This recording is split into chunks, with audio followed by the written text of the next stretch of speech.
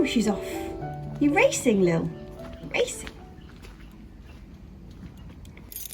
Okie dokie. Have a look at this, how quickly everything's greened up. Look at that, the paths are coming back to life. Oh, I mean, there's still some quite hefty brown patches, but it is green. Good morning. First thing I'm going to get out of the way is the update on the most recent destruction from the badgers. Badgers are aren't they? God, they really are a pain in the backside. So let me take you on a little tour of their damage this morning. The dwarf French beans that were looking so fantastic, a bit like those ones over there, are now mostly looking like this. The majority of them were turfed out of the ground the other day, so we've tried to replant them and put this trellis over the top to try and stop the digging, but it hasn't really worked. Some of the plants are still looking great, but my rocket seedlings, there's now a big old gap in the middle there where they've been dug over. The poor Cavallinero is out of the ground again. I just can't imagine what these poor plants are going through. I'm going to have to rebury them and just hope. So we've blocked this whole end off. The only way they can be getting in is through this end, like sneaking through the arch here, because we've blocked off the other end. So, oh, the poor Cavallinero. The little courgette in here that I trimmed all the leaves off because it was unearthed has been moved again. It's shunted across by about another ½ foot, but it seems to have coped. It seems to be fine. So just fingers crossed on that front. This, on the other hand, all of the beans that did survive the slugs initially have been dug out at the root and then snapped off. So there is nothing left along this strip, nothing. This courgette hasn't been as lucky as the other one. It's been dug out just too many times now, and I think it's had it. Kaput. The rocket seedlings that were all just starting to come up have now got a big gaping hole in the middle where they've been dug out. Lovely. Should still get something out of that though. They've been back in this bed, which I'm not desperately unhappy about because there's not a great deal going on in there. This, on the other hand, I am not a happy bunny rabbit about. They are turfing out my tulip bulbs. So it's not like squirrels where they dig them out and actually eat the things. They're just turfing them out of the ground. They're just turfing them out. So I'll try and rebury some of those, but how long they will stay in the ground again, I've no idea. At least the dahlias themselves are still going strong. But yeah, the holes they dig are so destructive. Look at the depth of that. I don't know if you can see, but that's like a really deep hole.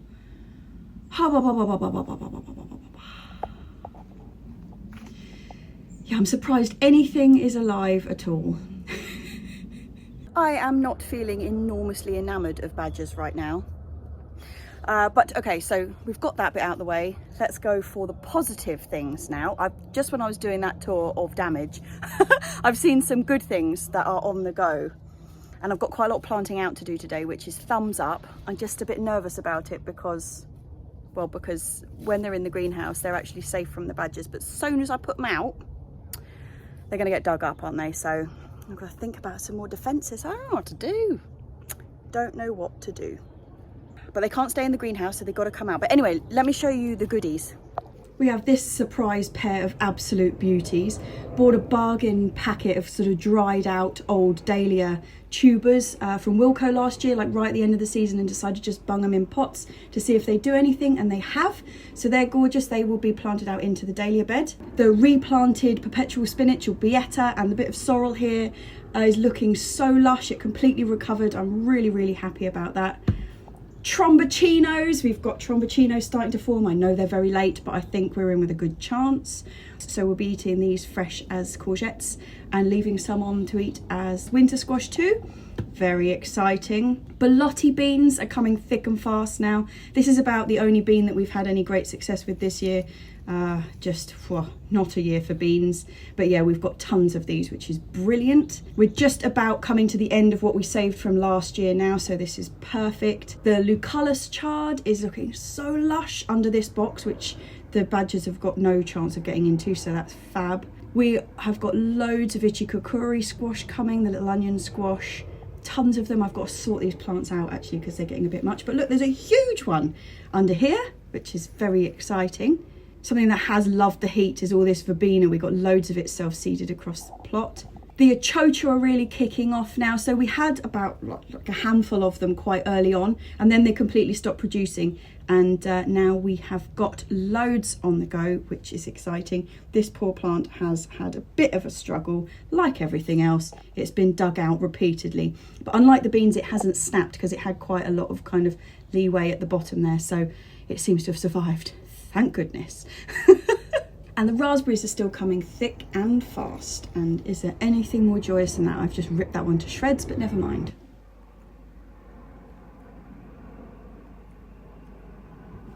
The lettuces that survived, oh my God, look at the blanket of weeds under there from the compost. But the lettuces have survived, the turnips are looking good, and what's under this box is looking lovely. Look at these Pak Choi, aren't they gorgeous? I just love the colour of these purple Pak Choi. They're called red Choi. It's like petrol purple. Yeah, so not total doom and gloom. There are good things happening. Right. So I've just got to choose where to plant that stuff out today and how I'm going to be able to protect it. That's mission for today. I have still got the other half of the bottom of my old divan bed, which makes an excellent frame. I've just got to chop some of the bottom of it off. But it's the same as the one that's over the lucullus over there. That's the other half of the bed. So I could get that done today, but I can't decide whether to enviromesh it or just black net it. While I think about that, I'm going to get these poor chaps back in.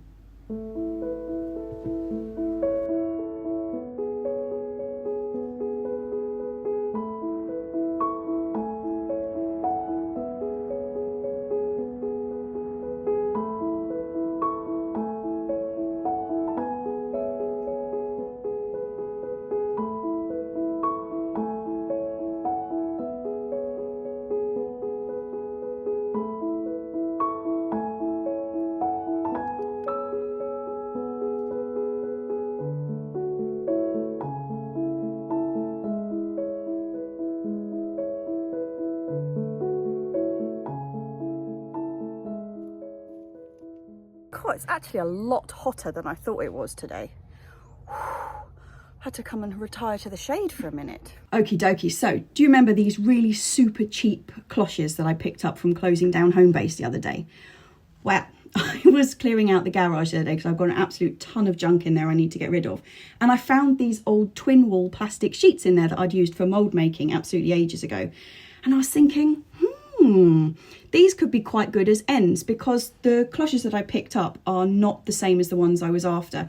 I have one really old cloche which is kind of pre-moulded plastic and it's got all four sides, you know, it goes all the way around the crop. The ones that I picked up the other day are just like a tunnel, so they just go over the top, which is useful because you can connect them together and make it longer.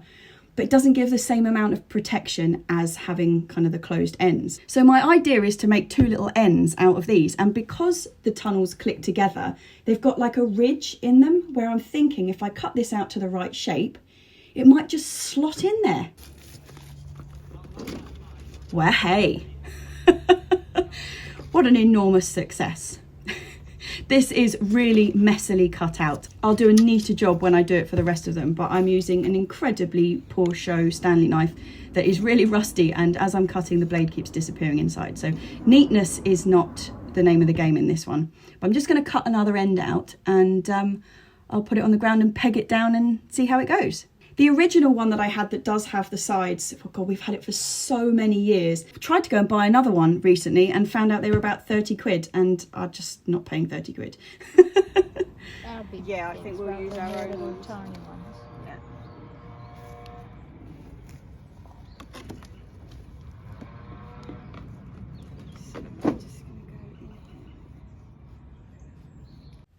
The intrepid seedlings that are going to be the first to try out the new poly box are some tatsoi.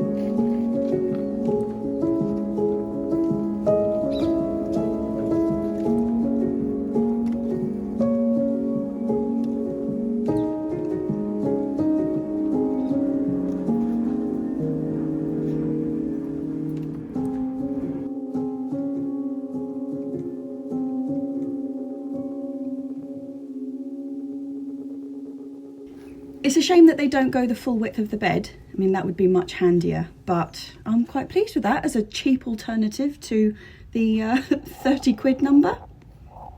Marvellous. Right, we are trying something out. So this is our gate into the plot, and it's just the old chicken netting. It's got this massive hole in it, and I think this is where the badgers, or possibly foxes, but more on that in a second, are getting through. So we've blocked up the hole with a piece of the old shed base.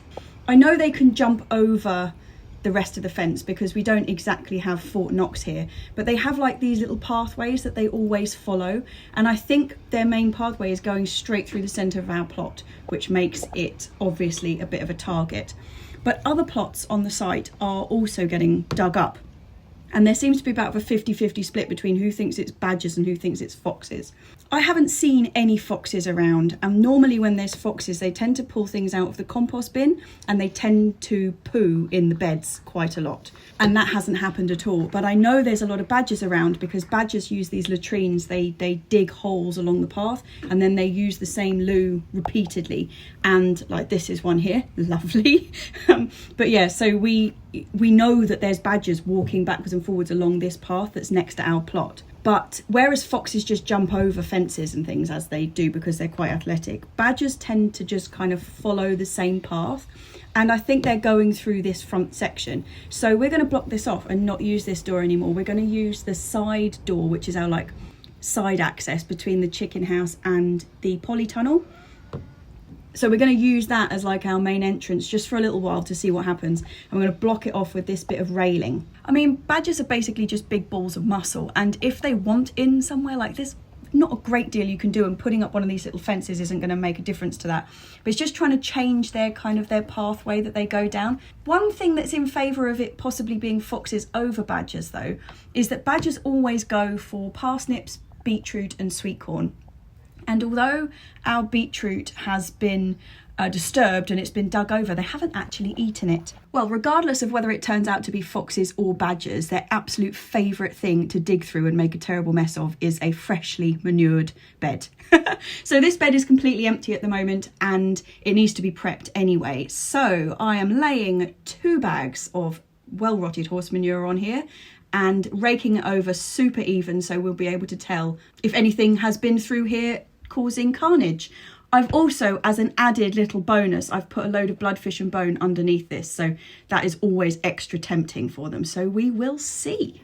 Just lifted the Enviromesh box actually off this fantastic Lucullus chard for a bit of weeding, and look at this one plant.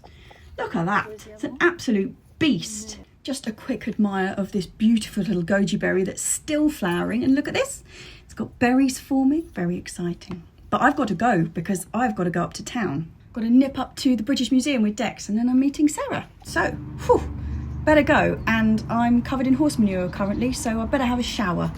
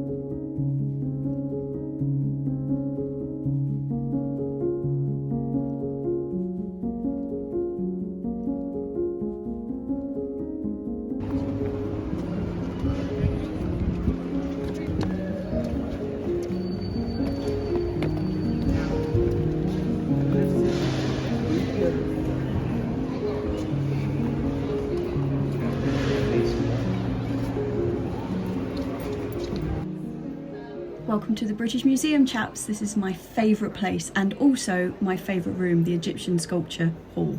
This is a false doorway that was supposed to take you to the underworld inside your tomb. Very exciting and also vital. And look at these beautiful 4 Sekhmets. Aren't they gorgeous with their beautiful lion faces? They're so sweet. And the arten on their head.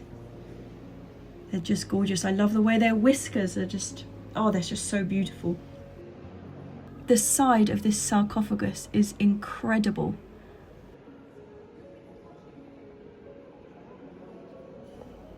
Hello! Mummified pussycats. These ones are inside clay. But up here are ones that have been properly, you know, mummified, and they've been x-rayed, and there are actually cats inside. Look at the face of this one. Is that not the most fantastic face? These are not pussycats. Look at that coffin, isn't it magnificent? Look at these beads here. And if you want to survive as a mummy, can you survive as a mummy? You know, in the afterlife, you need your canopic jars, obviously, where you store your heart and lungs, etc., etc. Don't want to rot, do we? Talking of afterlife, let's go and find Sarah.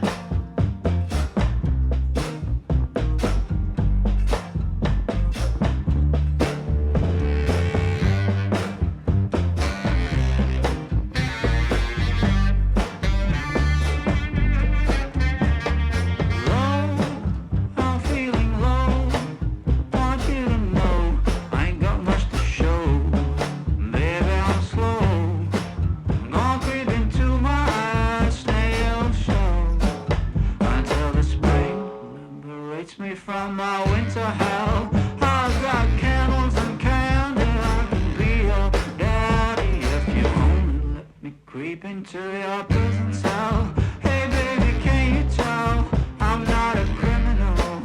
Your choice is seminal. I want you to stay true to what's right for you. No matter who or know what will others say. Just find your way. Try to stay true.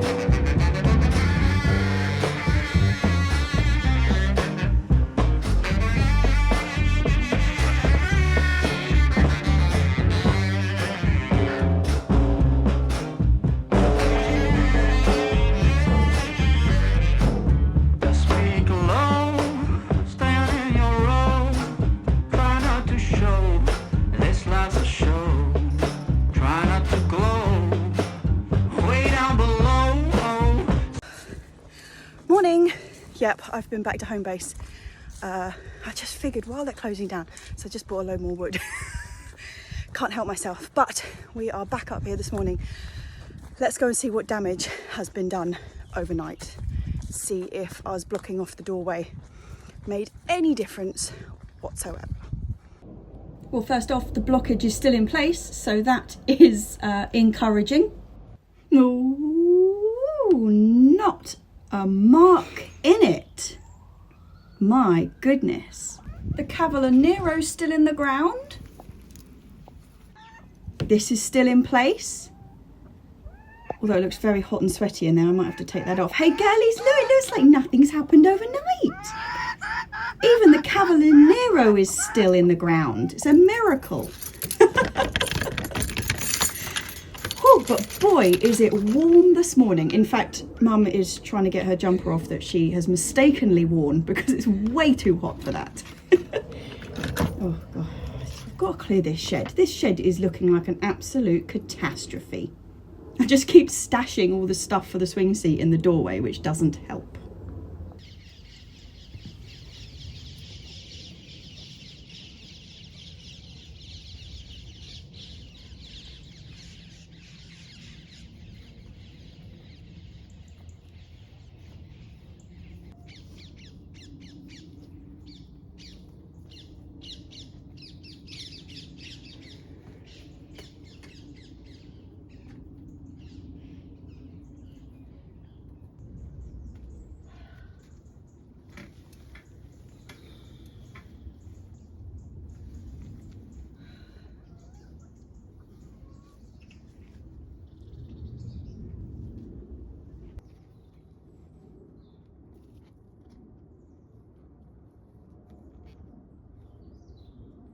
Right, let's hope these little chaps haven't cooked this morning because it looks pretty sweaty in there.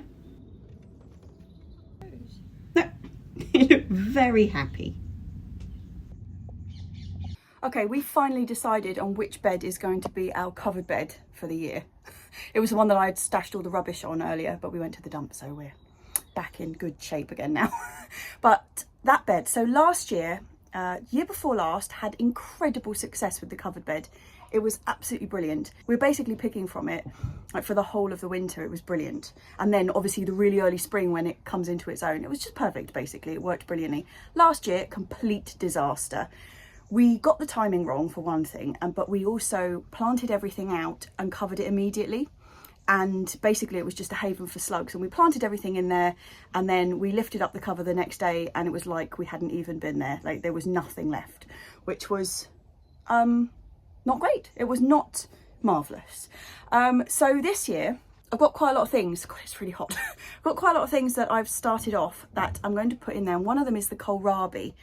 And the kind of idea we've got this year is going back to not last year, the year before, is where we start planting now. It's like, what is it? The very end of August, and hoping that the weather stays pretty good up until kind of mid-October, when all the plants have like established themselves really well out in the open, where it's not too hot, not too sluggy, all the rest of it. And then just when the weather starts getting cold, then we cover it. That's the idea. So like I say, kicking off with some Kohl Rabi. I said when I was sowing the seed for this that it's a bit of a gamble. It's way too late really to be sowing Kohl Rabi. We had one year where it was a great success late on and it's never worked another time, but you never know, this could be a year where it works. So we're going to have a go anyway.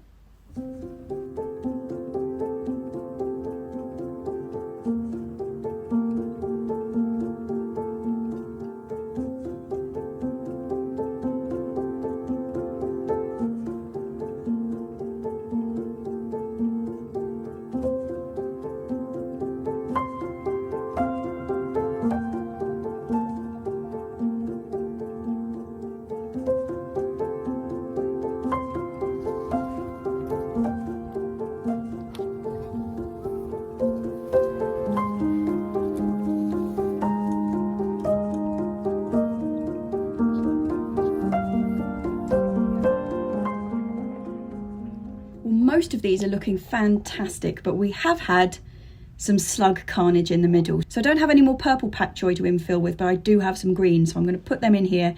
I'm also going to infill the two gaps that I've got on either end of this bed with some lettuce.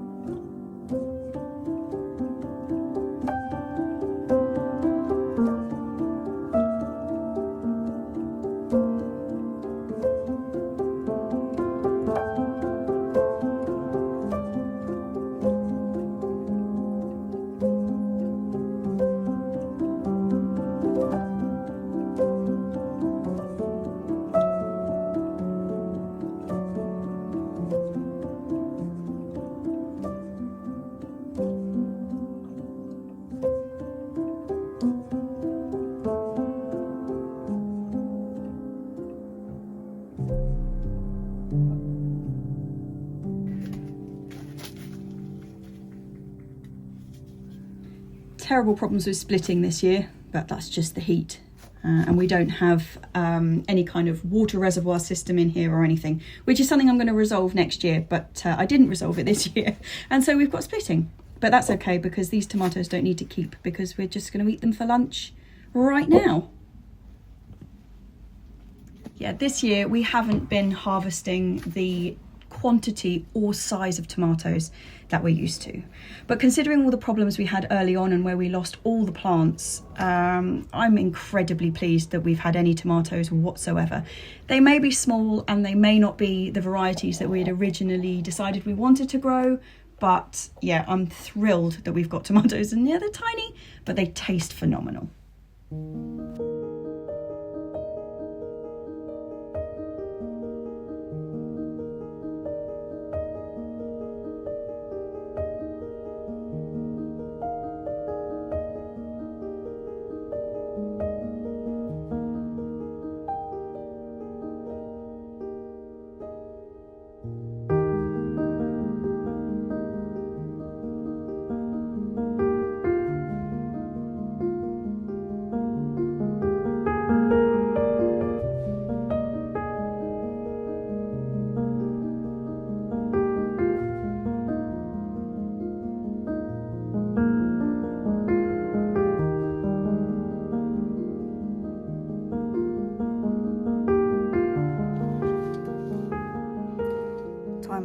a post-lunch kip. Feeling very hard done by. I'm minus some cushioning here because, where is she? Where is she? There. Someone else is using the cushion.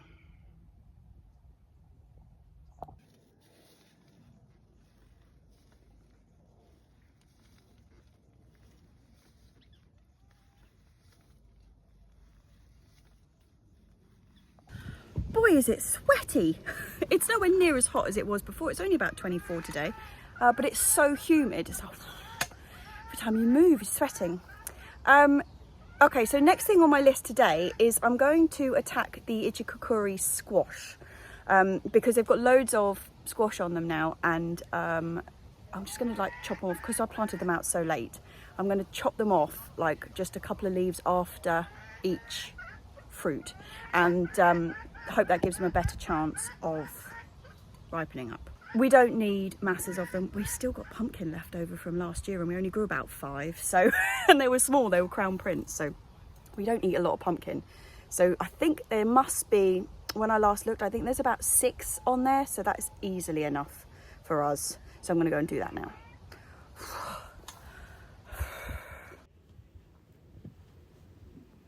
This is the first year I've grown the ichikukuri. And I've been told for years that everyone's like, oh, you should grow this one, you should grow this one. And I'm a bit of a Crown Prince fanatic. So I haven't really branched out. And like I say, we don't eat a great deal of squash. But I am so impressed with how well these have grown because I sowed these the same day that I sowed the Crown Prince. And let me just show you what the Crown Prince look like at the moment, because they certainly don't look like this and they certainly don't have any squash on them. So yeah, ichikukuri, massive thumbs up for how well they've grown. Admittedly, these guys have had a bit more of a cushy life than the Crown Prince. So I normally grow Crown Prince, like our squash, just direct in bin number 3 in the compost bins, which is the bin that's kind of got the ready compost in it. But this year, because I remade the compost bins, that bin's ready to turn out. So I couldn't really plant anything in it because then it would have held up me moving the compost on later on. So they went into the new bit of bed around the side of the pond. So I did put a load of horse manure in there and lots of leaf mould and things to try and help with the water retention. But there are tree roots along that edge and I think there's just not enough in the soil for the Crown Prince. So I won't be doing that again. But luckily the ichikukuri have taken on the job of producing the squash for the year. So I don't feel too awful. Like I say, we've still got Crown Prince left over from last year. So, not all is lost on the squash front. And if we get an Indian summer like we've been promised, all of the ichikukuri should come good.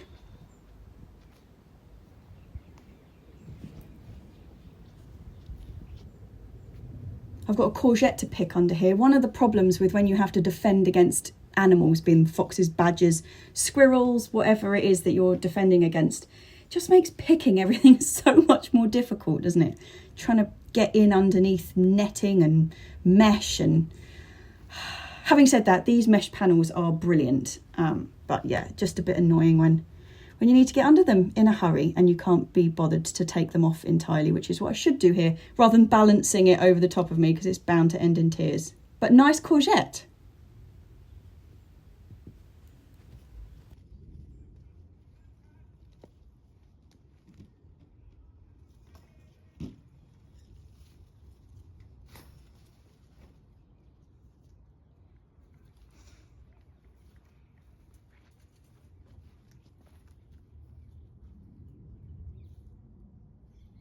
We're also going to turf out some potatoes before we leave, but they are the ones which were jammed right at the back and we were short on compost at the time and then they just got forgotten.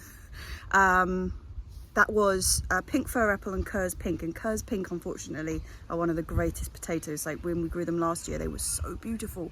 So we decided to grow them again this year and then neglected them completely. Mum tipped out a pink fir apple yesterday and received 0 pink fir apples. It wasn't cricket. It wasn't a bountiful harvest, but we're going to kick out one of the Kerr's pink and see if things happened in that bag. My current feeling is nothing. But we will find out.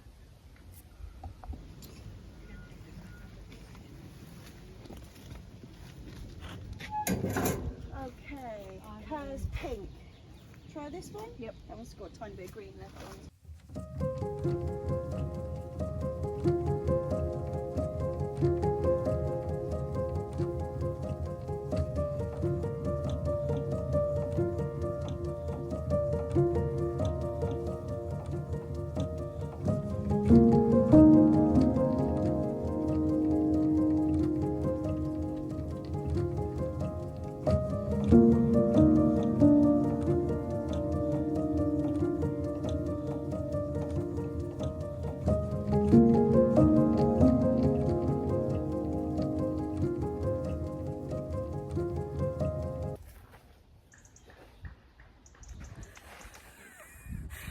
The largest Cur's pink this year. I'm going to see if I can find a picture of them from last year because they were so beautiful and they were big potatoes. Unlike this one. Okay, let's crack on with the planting out marathon. So far, everything I've been growing, I've been using the dibber and then just teasing them apart and planting them out individually, which is okay when they're things like Pak Choi and Kohl Rabi because they're quite big seedlings. But the next thing I've got to get out is this dill, and they're so fine. So I'm using a pencil, and instead of trying to like lower the roots in like I do with the larger seedlings, I'm just going to use the pencil, lay them across the top of the hole and gently push the pencil in, and it takes the roots down and then gives them a nice depth in the soil. I quite like using a pencil that's got a rubber on the end because it's less damaging, like it seems to just grip the roots a bit better, and also it doesn't seem to break them. So just, you know, an old pencil with a rubber seems to be the absolute prime tool for this job.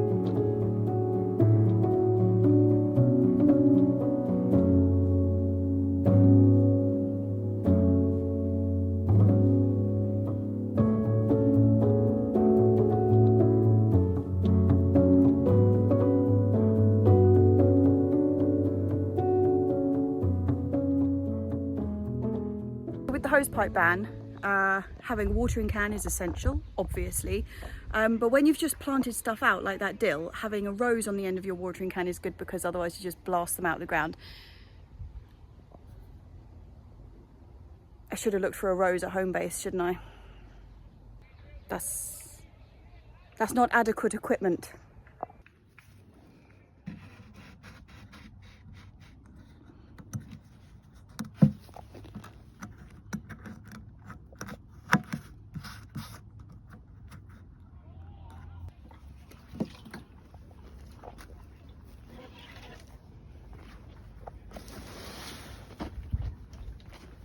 Now, question is, when I just tip this up, is it just going to fall off and then be a disaster? Or is it? No, oh, no, it's fine.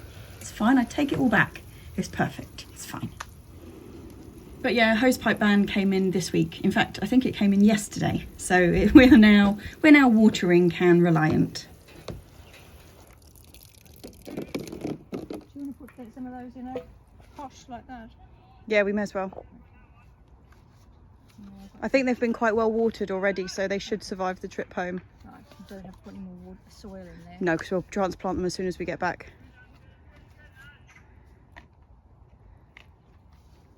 Just pick out a bunch of them. Yeah, do you want me to do it? You hold the pot. No power mode.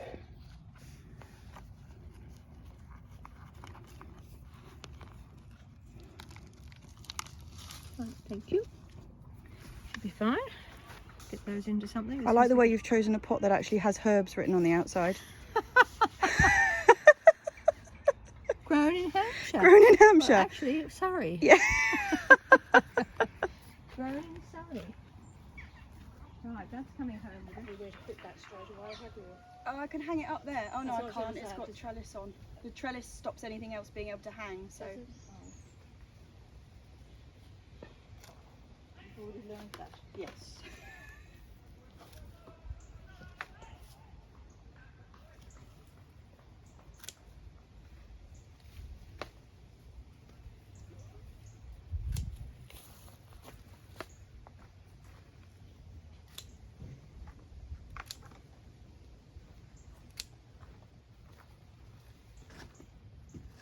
Now, did you say you wanted to take the silver ones home and leave the pink ones here?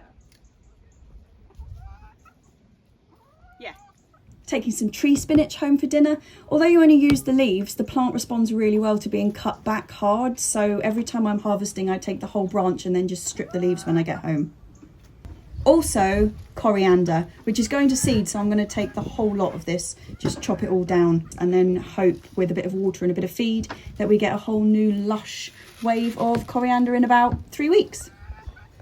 I'm catching it quite early into its kind of sending up its flower spikes, which means that the stems all the way down are still really tender, like soft, so I don't have to kind of strip the leaves off. Previously, when we've grown the coriander just out, you know, in the beds without the enviromesh protection, it gets really, really gnarly anyway. And then as soon as those spikes start coming up, it's just so tough and it goes really bitter, whereas this stuff is just so light and soft and beautiful. Actually, it's absolutely beautiful. I don't think I'll ever grow coriander not under an enviromesh cloche ever again. I'm a convert, complete convert.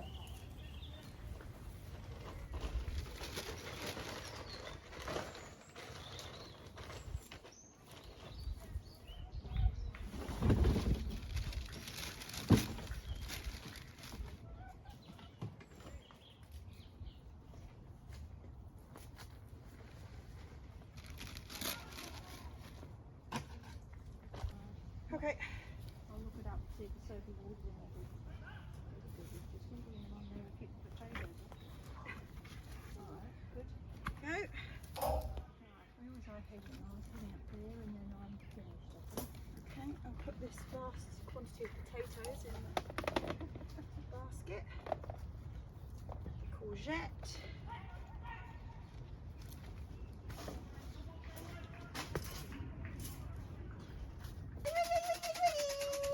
Come on.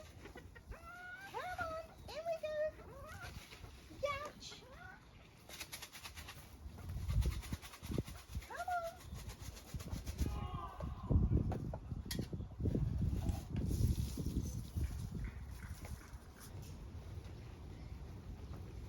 Can we put that one back in?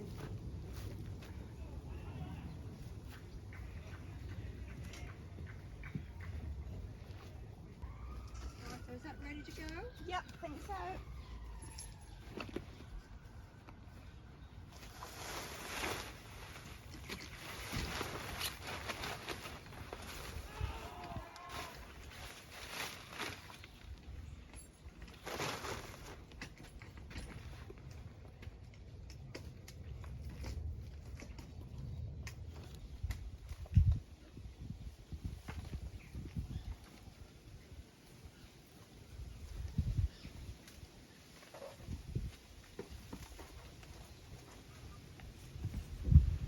Quite the bag of goodies. I mean, we won't be having any jacket potatoes, but we do have tree spinach and courgettes and coriander. Lovely jubbly. Not a bad day. Do think we deserve a glass of wine though, don't we? Yes, yes we do. Yes. Cheers chaps, I feel like this is deserved.